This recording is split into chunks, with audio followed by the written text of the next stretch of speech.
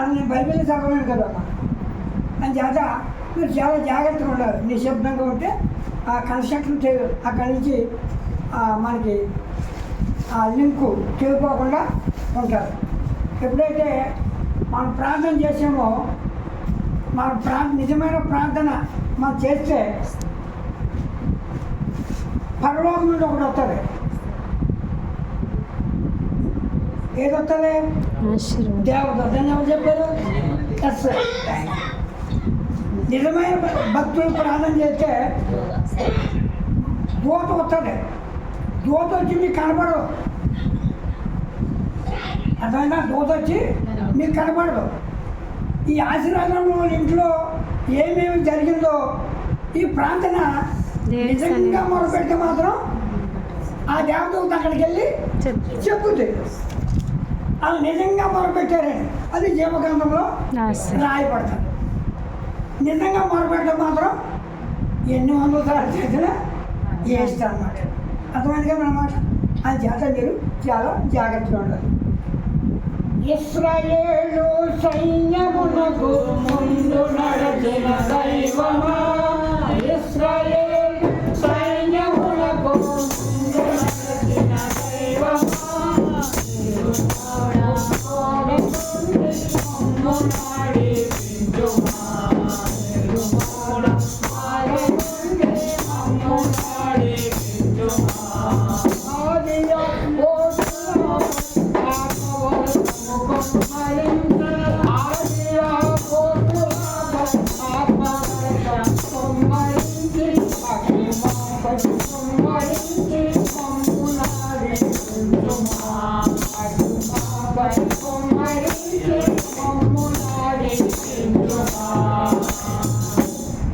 అలనాడు ఆది అపోస్తుల మీద ఏం కుమ్మరించాడు? ఆత్మవర్షం కుమ్మరించాడు. అలాగనే మన ఆశీర్వాదం గారి ఇంట్లో మనం ప్రార్థన చేసినప్పుడు ఆది అపోస్తుల మీద ఎలాగైతే ఆత్మ కుమ్మరించాడో మనందరి మీద కూడా ఆత్మవర్షం కుమ్మరించాలి. కుమ్మరించకపోతే మన భక్తికి విలువ లేదు. కాబట్టి ఆయన ఆరాధించేవారు ఆత్మతోనూ సత్యముతోనూ ఆరాధించాలి. పోయిన ఆదివారం మీ సంఘానికి వచ్చానా? ఏం చెప్పాను?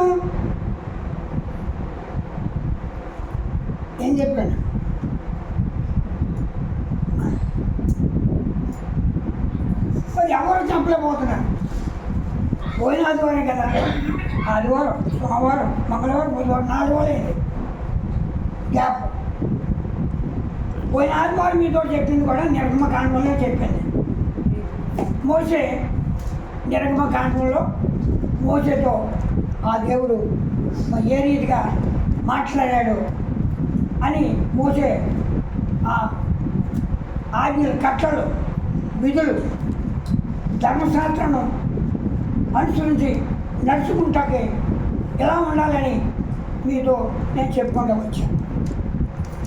ఈ రాత్రి కాలంలో నేను చెప్పేది ఏమైనా అంటే నిర్గమకాండము 12వ అధ్యాయం చదివి నాకు వినిపించండి. నిర్గమకాండము 12వ అధ్యాయం. మోషే అహరోనులు ఐగుప్తు దేశంలో ఉండగా యెహోవా వారితో ఇలాగ సెలవిచ్చెను, నెలల్లో ఈ నెల మీకు మొదటిది, ఇది మీ సంవత్సరమునకు మొదటి నెల. మీరు ఇశ్రాయేలీయుల సర్వ సమాజముతో ఈ నెల దశమి నాడు వారు తమ తమ కుటుంబముల లెక్క చొప్పున ఒక్కొక్కడు గొర్రె పిల్లనైనను మేక పిల్లనైనను, అనగా ప్రతి ఇంటికి ఒక గొర్రె పిల్లనైనను ఒక మేక పిల్లనైనను తీసుకొనవలెను. ఆ పిల్లను తినుటకు ఒక కుటుంబము చాలకపోయిన ఎడల వాడు వాని పొరుగువాడు తమ లెక్కల చొప్పున దాన్ని తీసుకొనవలెను. వెళ్ళిపోతే ఒక గొర్రె పిల్ల రక్తము ఏం చేయాలంటే దారుబంధం మీద రాయాలి. ఏదైతే గొర్రె పిల్ల దారుబంధం మీద రాయలో ఆ గొర్రె ఆ ఇంట్లో మగ సంతానం తొలిసూలో చచ్చిపోతాడు. అర్థమైనా? గొర్రె పిల్ల రక్తము ఏ ద్వారబంధ మీద రాయలేదో అది మొదటి కుమారుడు మొదటి సంతానము చనిపోతాడు. చనిపోతారు. అప్పుడు మోసే ధర్మశాస్త్ర ప్రకారంగా ఇవన్నీ ఈ మోసే కక్షలు విధులు ఇవన్నీ నడుపుకుంటూ వెళ్ళినప్పుడు వాళ్ళు ఇశ్రాయేల్ ప్రజలకి మార్గ మధ్యలో 10 అద్భుతాలు చేస్తాడు. ఎన్ని చేశాడు? 10 అద్భుతాలు చేస్తాడు. 10 అద్భుతాలు చేసినా అది మారలేదు. మారారా? మారలేదు. మారకపోతే మోసే ఆ పొరో ఆ కాలంలో వారు ఏం చేశారంటే మరి ఇశ్రాయేల్ ప్రజల్ని ఏదో రీతిగా మరి సంహరించాలని వాళ్ళు ప్రయత్నం చేసినప్పుడు అప్పుడు మోసేని ఎన్నుకొని మోసే ఈ ప్రజలను నువ్వు రక్షించాలని మోసే మీద అప్పగించినప్పుడు మోసే వీళ్ళందరినీ నడిపించుకుంటాకి వాళ్ళు పేరు ప్రపంచించి దేశాన్ని నడపాలంటే వీళ్ళ మార్గ మధ్యలో ఎన్నో ఆటంకాలు వచ్చినాయి, అడ్డుమంటలు వచ్చినాయి, ఎన్నో తెగుళ్ళు వచ్చినాయి. ఆ తెగుళ్ళన్నీ కూడా మోసే కళ్ళారా చూపించాడు. ఇంకా ఎన్నో అద్భుతాలు చేసే పరో సైన్యము వీళ్ళు తగులుకుంటూ వచ్చినప్పుడు అక్కడ ఎంతో ఇబ్బంది పడిపోయి ఆ గోడ మరి మోసేతో మాట్లాడినప్పుడు మోసే ఏం చేశాడు? అయ్యా ఏం చేయమంటే ప్రజలు పడుతుంటే మోసే నీ కర్ర సాకు సముద్రము 2 పాయలు అయిపోతుంది. 2 పాయలు అయినప్పుడు వీళ్ళంతా ఆ పరో సైన్యము గుర్రాలు రౌతులు ఎంతో బలంగా వాళ్ళు ఇశ్రాయేలు మరి 20 లక్షల కాల్బలం వారు ప్రయాణం వెళ్ళినప్పుడు వాళ్ళంతా గుర్రాలు రౌతులు రథాల మీద వచ్చి ఈయన సంహరించడానికి వచ్చినప్పుడు మోసే ఎప్పుడైతే ఆ కర్ర ఆ సముద్రం మీద చేశాడో 2 పాయలుగా చీలిపోవడం, వారందరూ కూడా 6 లక్షల కాలబలం అందరూ సముద్రం దాటి వెళ్ళిపోయిన తర్వాత వీళ్ళు వెనకాల గుర్రాలు రౌతులు ఇంకా వాళ్ళంతా సైన్యం అంతా ఎర్ర సముద్రులు వచ్చిన తర్వాత మోసే అనేటప్పుడు మళ్ళీ సముద్రం మూయబడింది. వాళ్ళందరూ సముద్రులు. ప్రియ దేవుని బిడ్డ, దేవుని మాట మనం విన్నప్పుడు, దేవుడు కట్టలు విధులు మనం కైకున్నప్పుడు ఎక్కడున్నా అప్పులు అవ్వచ్చు, సప్పులు అవ్వచ్చు, అనారోగ్యం అవ్వచ్చు, ఏదైనా అవ్వచ్చు, ఇశ్రాయేల్ ప్రజల్ని గద్దరెక్కగా మోసాడు. కొట్టో తప్పట్లు ఇశ్రాయేల్ ప్రజల్ని గద్దరెక్కగా మోసుకొచ్చాడు. ఆశీర్వాదం గారు, రాయలమ్మ గారు, మీరు మీ బిడ్డలు దేవుని భయభక్తులు ఉంటే మాత్రం ఇశ్రాయేల్ ప్రజల్ని కాపాడిన దేవుడు ఎప్పుడైతే గద్దరెక్కగా మోసుకొచ్చిన దేవుడు మిమ్మల్ని మొయ్యడా? మీ అవసరాలు తీర్చడా? మీ ఎక్కడ తీర్చడా? ఇశ్రాయేల్ ప్రజలకు మన కళ్ళ ఎదురుగుండా మోసే నిర్గమకాండం మీరు చదువుకొని వస్తే మోసే చేసిన అద్భుతాలు దేవుడు ఎన్నో కొన్ని అద్భుతాలు చేసుకుంటూ వచ్చాడు. నీ పట్ల చేయలేడా? చేస్తాను. అందుకని ఇందాక అయ్యారు మాట్లాడారు, జక్రేకరలో మాట్లాడారు కదా ప్రవీణ్ గారు. బంధకంలో పడి ఉంటే నిరీక్షణ గలవారు ఈ కోటను మరలా ప్రవేశించి నిరీక్షణ కలిగి ఉన్నప్పుడు రెండంతలుగా బంధకాలు, మీ అప్పులు, మీ సమస్యలు ఏదైనప్పుడు కానీ సరే ఆ దేవత దేవుడు మేలు చేస్తాం, మన పక్షన నిలబడతాం. ఏం చేయాలి? మీరు ఏం చేయాలి? నిరీక్షణ కలిగి ఉండాలి, ప్రార్థన చేయాలి. ఎవరి పక్షం? నీ పక్షం ఎవరు చేస్తాడు? ఏంటి ఏం పరీక్ష అది? ఈ నీటి పరీక్ష ఏదో మన పిల్లలు రాత్రి మన ఆ పరీక్షలో లీక్ అయిపోయింది. లీక్ అయిపోతే ఆ పేపర్ గిట్టుకోడు కొన్ని కోట్లకి అమ్మేసాడు. అమ్మేసి పిల్లలందరూ సఫర్ అయిపోతే వాళ్ళందరూ కొందరు సూట్ కేసు చేసి చాలామంది చనిపోయారు. ఇవాళ ఢిల్లీలో నిన్న రాహుల్ గాంధీ తన భార్య అంతా కలిపి ధర్నా చేస్తే వాళ్ళని పార్లమెంట్ మీద దాడి చేసి వాళ్ళు బలవంతంగా లాక్కెళ్ళిపోయి ఎంతో ఇబ్బందికి గురి చేశారు. ఇవాళ టీవీలో చూస్తే కళ్ళంట నీళ్ళు వస్తున్నాయి. బీజేపీ వాళ్ళు కాంగ్రెస్ వాళ్ళకి వాళ్ళిద్దరూ పరిస్థితులు వాళ్ళు ఎప్పుడైతే ముగ్గురిని సస్పెండ్ చేయమంటున్నారు, వాళ్ళ ముగ్గురు దిగితే కానీ కుదరదని రాహుల్ గాంధీ కాంగ్రెస్ వాళ్ళు అంటున్నారు. వీళ్ళేమి ఏం సమాధానం చెప్పలేదు. పిల్లలు చాలామంది చనిపోయారు. కొంతమంది రాళ్ళు అనారోగ్యంతో ఎంతోమంది హాస్పిటల్లో ఉన్నారు. పరిస్థితులు ఎలా ఉన్నాయి అని ఆలోచిస్తే ఎవరి మీద ఆధారపడద్దు. ఎవరి మీద ఆధారపడాలి? దేవుని మీద ఆధారపడాలి. మన ప్రభుత్వాలు మనం ఏమీ చేయం. ప్రభుత్వాలు ఏమీ చేయం. ఏదో ఆశ చూపిద్దా తప్ప ఏం చేయం. మన భారతదేశం జనాభా ఎంత? చదువుకున్నా చెప్పాలి. 140 కోట్లు. 140 కోట్లు. అప్పు ఎంత? అప్పు కూడా ఉంది. దానికి డబల్ అమ్మ అప్పు కూడా ఉంది. అప్పు ఎంత? ఒక్కొక్కరికి మీ ఇంట్లో ఎంతమంది ఉంటే అంతమందికి ఒక్కొక్కడికి 3 లక్షలు అప్పు చేసి ఉంచారు. ఒక్కో మనిషికి 3 లక్షలు అప్పు చేసి ఉంచారు. ఇప్పుడు మా ఇంట్లో మా భార్య భర్తలు ఇద్దరు ఉన్నాం. మా పిల్లలేమో ఎవరు పెళ్ళి అయిపోయి అక్కడే అలా వెళ్ళిపోయి ఉంటుంది.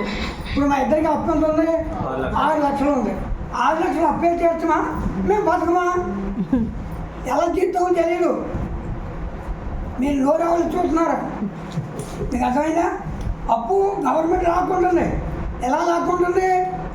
వడ్డీలు రావు అమ్మ. ఎలా లాక్కుంటుంది? కరెంటు, గ్యాసు, టీవీ, మంచినీళ్ళు, పెట్రోలు, టీ పొడి, పంచదార, తిన్ని, ట్యాబ్లెట్లు, మన ఆరోగ్యానికి ఆడి ట్యాబ్లెట్ల మీద ఇవన్నీ మీద వృత్తి మెల్లిగా ట్యాక్స్ 3 లక్షల అప్పు, 6 లక్షల అప్పు తీసుకుంటాం. ఈ అప్పే చేసామా? మనం బ్రతకమా? మొన్నటిదాకా నాకు కరెంట్ బిల్ లేదు. ఇది సబ్సిడీ 700 వచ్చింది. ఇప్పుడు మొన్నటిదాకా సబ్సిడీ నాకు. ఇప్పుడు ఎంత వచ్చింది? 700 వచ్చింది. 700 నా ఆదాయం అంతా. అమ్మా గ్యాసు, నెల గ్యాసు, మరి నా తిండి, మా ఇద్దరు బతకటం, మరి ఎంత రావాలి అన్నీ మనం టాలీ చేసుకోవాలి. జాగ్రత్తగా ఉండాలి. ప్రియ దేవుని పెట్టలేదా? అందుకే చేద్దాం మీకు పాడాను పాట. భయము చందకు భక్తుడు నీలో తప్పు కలగాలు చూచినప్పుడు భయము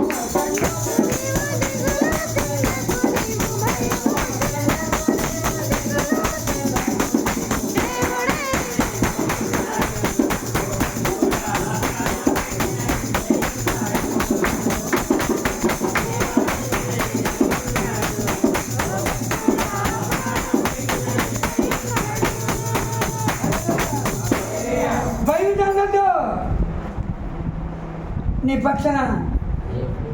పక్షాన దేవుడున్నాడు. ఎవరు చేస్తారు? యుద్ధము యెహోవాదే చేస్తాడు నీ పక్షాన్ని. ప్రియ దేవుని పట్ల పరిస్థితులు పెందల కాడే లేగాలి. ఒక అమ్మాయి తుమ్మి తేడా కడుపుతుంది. మొగం నా ఒళ్ళు మండిపోయింది. తుమ్మి తేడా కడుపుతుంది మొగమా? మరి దేవుడు అనుకుంటాడా? ఒక అమ్మాయి బ్యాంకుకి నైట్తో వచ్చేసింది.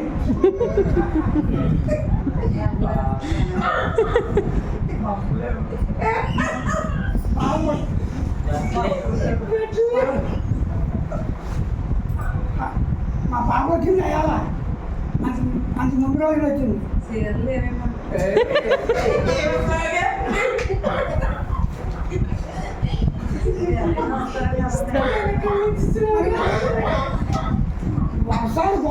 వర్షాలు కురుతాయి. ఎందుకు కురుతాయి అమ్మా?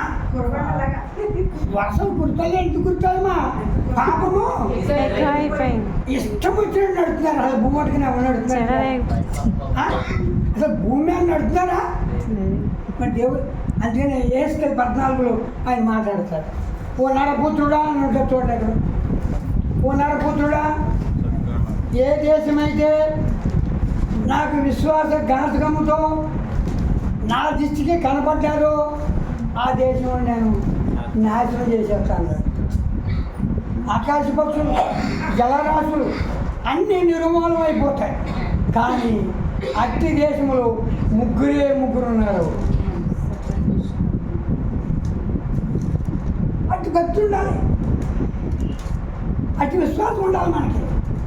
ఏ దేవుని ప్రియ దేవుని నరపుత్రుడా ఎంత మరి కొట్టేస్తే వెళ్తుంది 14:13 నరపుత్రుడా, ఏ దేశమైతే విశ్వాసఘాతకమై నా దృష్టికి పాపం చేసినదో, మీ ఘాతకులు విశ్వాసఘాతకులు నమ్మించి ఆయన ఏమంటారు? నమ్మించి మోసం చేసిన వాళ్ళు ఏమంటారు? విశ్వాసఘాతకులు అంటారు. విశ్వాసఘాతకులారా, నా దృష్టికి పాపము చేసి దానికి నేను విరోధనై ప్రాణాధారముగు ఆహారము లేకుండా చేసి కరువు పంపించి మనుష్యులను పశువులను నిర్మూలము చేయుదును. నోవాహును, దానియేలును, యోబును ముగ్గురు అట్టి దేశంలో నుండినను వారు తమ నీతి చేత తమను తామే రక్షించుకున్నారు. ప్రభువు యెహోవా. ఏమంటారు? నీతి లేదా? ఎన్నిసార్లు చెప్పినా నీతి లేనివాడికి వీడు మొహమే చూడకూడదు. వీడు నీతి లేనివాడు మొహం చూస్తారా? ఆయన పక్కన వెళ్ళిపోతారు. మా ఊళ్ళో ఆ రాజుగారు ఉన్నారు, 50 ఎకరం ఉంది. ఆయన కూర్చున్న చోట ఎవరు కూర్చోడు. కారణం ఏంటి? అంత మంచోడు అన్నాడు. 50 ఎకరం ఉన్నవాడు మంచోడా? ఆయన కూకుంటే కూకుల్లో వెళ్ళిపోతారు. ఎంత మంచోడు అంటూ 50 ఎకరాల పొలం ఉన్నవాడు కూకుంటే అక్కడ కూకున్న వాళ్ళు అందరూ వెళ్ళిపోతారు. అంత మంచోడు అన్నమాట. ఏం లేదాడికి 50 ఎకరాల నుండి 3 ఎంత తగ్గినాడు. ఎంత ఉంటే ఎవరికి కావాలి? ఏం లేదాడికి నీతి లేనివాడి దగ్గర ఎవరు కూకుంటాడు? అమ్మా, ఏమి లేనివాడి దగ్గర కూకుంటారు కానీ నీతి కాని దగ్గర వచ్చారు. కాబట్టి ఏమున్నావు మన దగ్గర? నీ దగ్గర కాదు, నీకును పరలోకమైన తండ్రికి ఎదుట నీతి కలిగి ఉండాలి. నేను ఎన్నోసార్లు చెప్పాను, నీతి గల పక్షి చెప్పాను. నీతి గల పక్షి గువ్వ చచ్చిపో తప్ప నీతి తప్పదు. పరిశుద్ధత అని పక్షి అని చెప్పారు. భూలోకంలో పక్షులు కూడా ఉన్నాయి. ఎంత నీట్గా ఉంటాయి చూడండి. అవి ఏమిటంటే ఈ ఆహారం ఉంది మనకలా గట్టి కదా తినం, ఏమడే తినం. పావులే ఏం తింటుంది? పావులే ఏం తింటుంది? రాళ్ళు తింటుంది. గుబరాళ్ళు రాళ్ళే తింటుంది.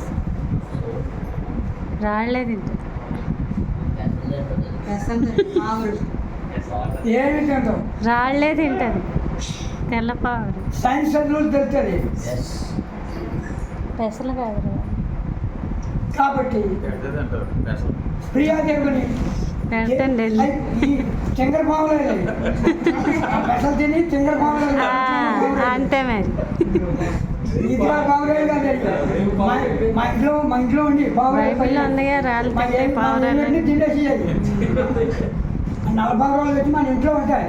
వాటికి ఎంత తింటాయి? పావురాలు వచ్చినా మేము గూడు కట్టించి అవి పెట్టుకోవడం తినేసి వెళ్ళిపోయి ఈ తింటా 5 దినం. కాబట్టి మనం కూడా లోకంలో ఉన్నాం కాబట్టి ఎలా ఉండాలి? పావురేలాగా ఏది పడితే కుక్కలాగా కక్కేసింది తినేరా మళ్ళీ తింటారు. అమ్మా పంది బురదలో దొరుకుతుంది. మనుషులు మనం వాళ్ళు ముగ్గురు రక్షించుకున్నారు. దేని బట్టి రక్షించుకున్నారు? నీతిని బట్టి రక్షించుకున్నారు. అలాగే ఈ లోకం మనకి శాశ్వతం కాదు. ఎప్పటికైనా మనం అక్కడ వారు అక్కడికి వెళ్ళాలంటే మనలో ఏముండాలి? నీతి ఉండాలి. నీతి లేకపోతే అగ్ని ఆరదు, పురుగు చావదు, పట్ట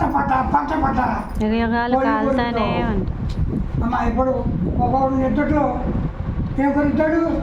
అది పక్కన ఆవిడ పడుకోలేదు. కాబట్టి జాగ్రత్తగా నిలుకోకండి. మంచి దినాలు, అపాయకార దినాలు. రాయలమ్మ గారు నీ పనుల భారం డాక్టర్ గారు నన్ను 2 సంవత్సరాలు నీకు బతుకున్నారు. 400 షుగరు. నాకు సావు అంటే భయం లేదు. ఎప్పటికైనా నీ సిద్ధమే ప్రభువా. ఎన్ని కలిసినా ఏది అడిగినా జరిగేది ఎవరో లాగించుకోకుండా, పీగించుకోకుండా, ఎవరు తప్పు ఇవ్వక్కర్లేకుండా, ఎవరు మా పిల్లల్ని అడుక్కోకుండా సురక్షితంగా తీసుకెళ్ళిపోయినా ప్రార్థన చేస్తాను. పౌలు అన్నమాట.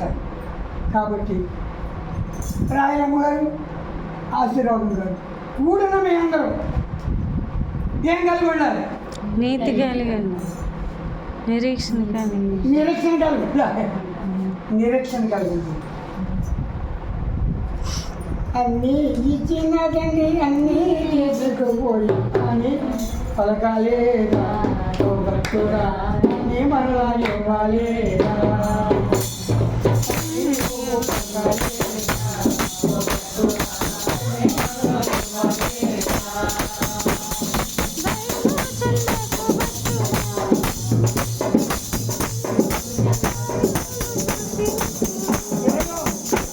కీర్తనకారుడు 20లో మాట్లాడతాడు. ఏమన్నాడు?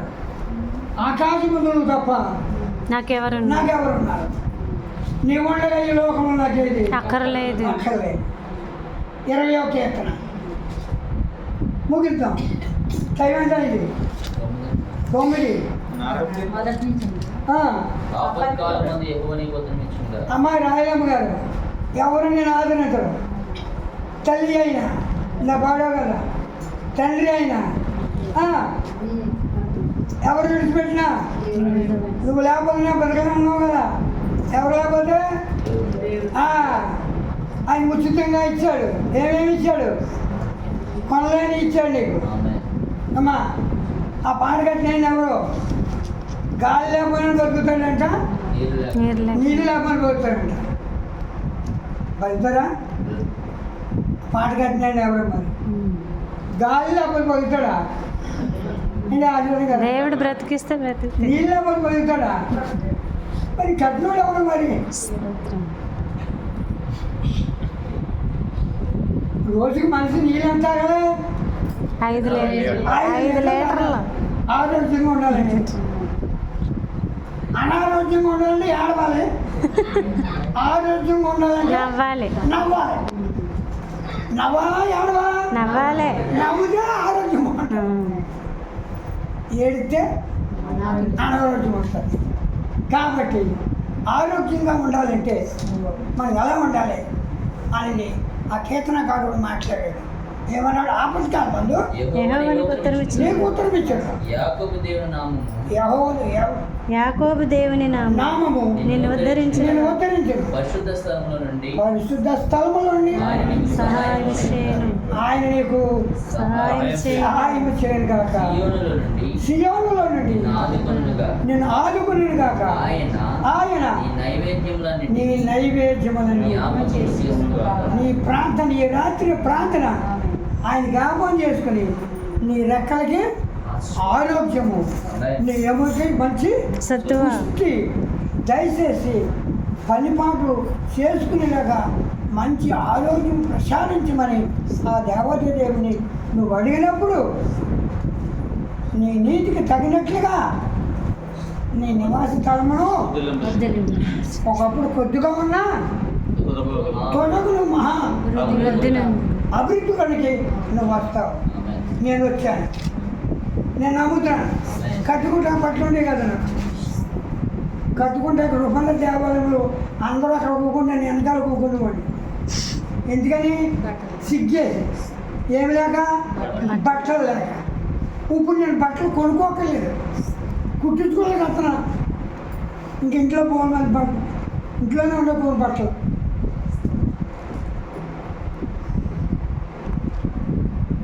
ఇవన్నీ ఎక్కడి నుంచి వచ్చినాయి? దేవుని కృప, ఆయన ఆశీర్వాదము ఇస్తే, కుమ్మరింతే దేవుడు మనల్ని ఎంతగా దీవిస్తాడే చెప్పలు. ఏమి ఇచ్చినాను ఆయన రుణం మనం తీర్చుకోవాలి. కాబట్టి మీరు అలాగా దీక్ష కలిగి, నా బిడ్డలు ఇచ్చావు, భర్తని ఇచ్చావు, సమస్తాన్ని ఇచ్చావు నాయన. నీ అడిగి దాడిలో మేము ఉండాలండి. ఈ పరిస్థితులను మీరు చక్కబెట్టాలి. ఎలా చక్కబెడతావు? నీ చిత్తమని ఆయన మీద ఆధారపడు.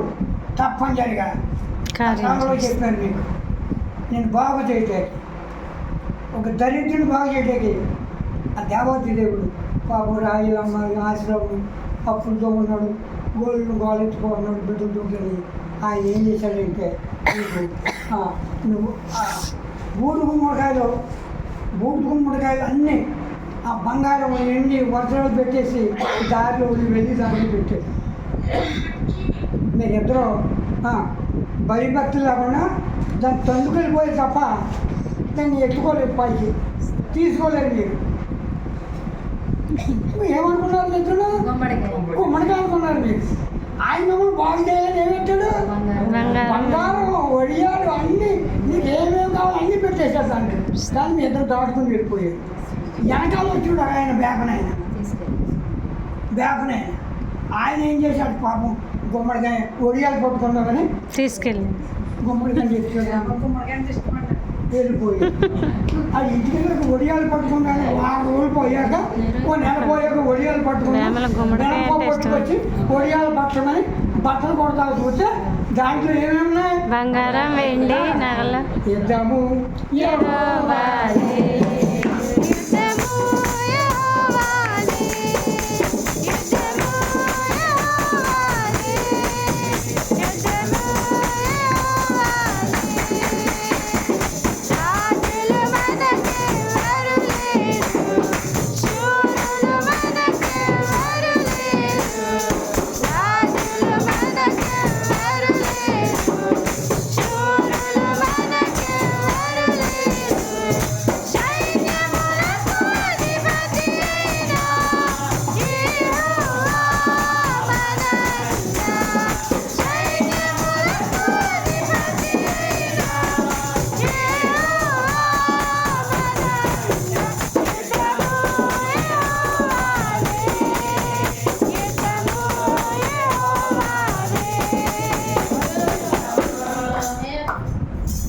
నీ పక్షాన ఆయన యుద్ధం చేస్తాడు, తప్పిస్తాడు. ఎలా తప్పిస్తాడు? కంటికి కనపడవు, చెవులు కనపడవు, అది కార్యాలు అంత అద్భుతం. నేను కలర్ చూసి చెప్తున్నాను, నా కార్యాలు దేవుడు చేసిన పట్ల చూసి చెప్తున్నాను.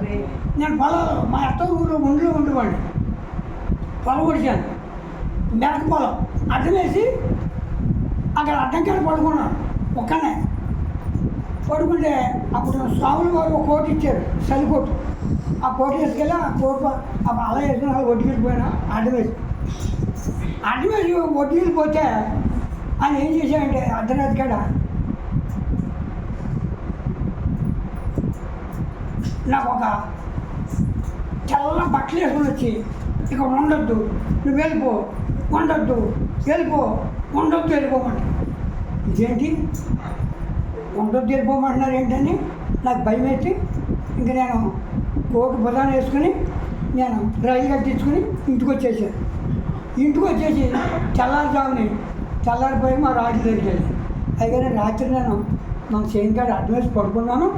తెల్ల బట్టలు వేసుకొచ్చి నీకు వెళ్ళిపోమంటుందండి. నేను భయం వేసి ఇంటికి వచ్చేసి అని చెప్పాను మా రాజు. పోయి బాబోయ్ అక్కడ వంటకాని ముసలం ముందర దేవత, ఆ దేవత వచ్చి నేను రక్షించింది, లేకపోతే నువ్వు చచ్చిపోదు. అక్కడ ఏదా ఈ శక్తి ఉందంట. అక్కడ చాలామంది చచ్చిపోరంట. అక్కడ ఆ పొలంలో 2 చచ్చిపోరంట. అక్కడ శక్తి ఉంది. నేను ఎవరు వచ్చి రక్షించారు, లేదా నీ పని అయిపోయిన రాత్రి అన్నాడు ఆయన. ఎవరు వచ్చారు?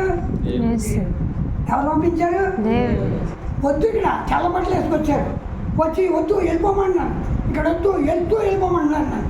ఇంకా నేను పాట పాడకుండా ఇంటికి వచ్చేసి మా రాజు చెప్తాడికి నా గుండె అప్పుడు కూరే. ఇంకా సత్య పొలంకాడు మా పిల్లలు దేవుడు ఆయన ఇస్రాయేల్ కాపాడు, ఆయన నేను కాపాడుతాడు. నీకన్నా ముందు ఎదుగు నా కుమారుడు నీకు నువ్వు ఆయన ఆ దేవదూత వచ్చినా నీకు తెలియదు. పక్కనే నీకు స్వాగం వచ్చినట్టు పక్కన తప్పించేసి అప్పుడు వెళ్ళిపోతాయి. నీకు వచ్చినట్టు మనకి ఎవరికి తెలియదు అనమాట. అటువంటి కార్యాలు దేవుడు నీ పట్ల చేస్తాడు. దేవుడి కొద్ది మాట దీవించి ఆశీర్వదించుడు కాక. చిన్న ప్రార్థన చేద్దాం. మహాపరిశుద్ధుగా ప్రేమ దయగల మా తండ్రి, నీ ఘనమైన నీ బంగారం పదాలు ఆశీర్వాదాలను బట్టి, రాజమ్మ గారిని బట్టి, వారికి ఇచ్చిన సమస్యను బట్టి, ఎందుకు ఈ కూటమి ఏర్పాటు చేసుకున్నారు మీకు తెలుసుకున్నాను. ఆ అవసరాలు అక్కడ చేర్చండి. మా ప్రభావ వారికి ఇచ్చిన 3 బిడ్డలు బట్టి పాదాలు ఇంటికి వచ్చి బాబు నీకు వందనాలు చేయాలి. సంఘం నీ సంఘ బిడ్డలు నీ వారు ఈ సంఘాన్ని మీరు దీవించిన